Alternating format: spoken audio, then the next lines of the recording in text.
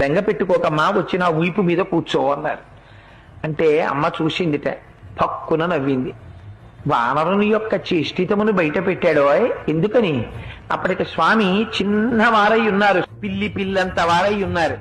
అమ్మ వచ్చిన వీపు మీద కూర్చో అమ్మా, 100 యోజనముల సముద్రాన్ని దాటించి ఆవలి ఒడ్డుకు తీసుకెళ్లి ప్రస్రవణ పర్వత శిఖరముల మీద కూర్చున్న రామచంద్రమూర్తి యొక్క పాదార విందముల యందు సమర్పించి కృతకృత్యుడనవుతానమ్మా అన్నారు.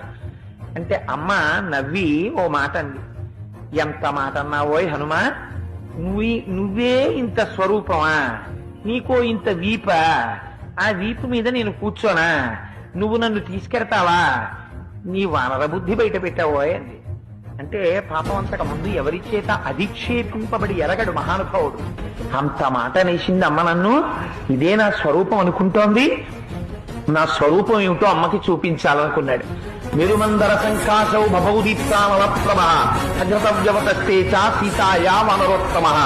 ఒక్కసారి మేరుపర్వత శిఖరాలు ఆకాశాన్ని చుంబిస్తూ ఎలా ఉంటాయో అంత స్వరూపాన్ని పొందేసి పెద్ద పాదాలతో, పిక్కలతో, మోకాళ్లతో, తలిసినటువంటి తొడలతో, సన్నటి నడువుతో, విశాలమైనటువంటి వక్షస్థలంతో, శంఖం లాంటి కంఠంతో, కాల్చిన పెనం లాంటి ముఖంతో, వాడి అయినటువంటి కోరలతో, పచ్చటి కన్నులతో, పెద్ద శిరోజములతో, మహానుభావుడు పరిఘల వంటి భుజములతో, పెద్ద వేళ్లతో, అంతంత అరిచేతులతో స్వామి నిలబడేటప్పటికీ అంత పైకి చూసి అమ్మ ఆశ్చర్యపోయింది.